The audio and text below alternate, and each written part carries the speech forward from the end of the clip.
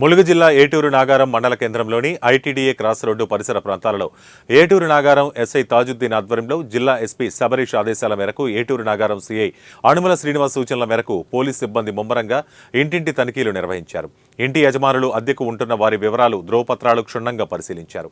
అనంతరం అనుమానితుల్ని అదుపులోకి తీసుకుని విచారించి వదిలేశారు. ఈ సందర్భంగా ఎస్ఐ తాజుద్దీన్ మాట్లాడుతూ కొత్త వ్యక్తులకు ఆశ్రయం కల్పించవద్దని, తెలియని వారికి ఇల్లు అద్దెకు ఇవ్వొద్దని సూచించారు.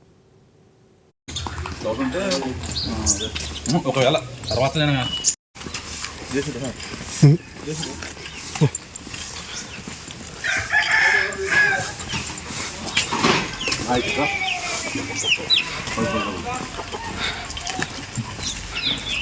చాలా ఫ్యామిలీ 3-4 ఫ్యామిలీ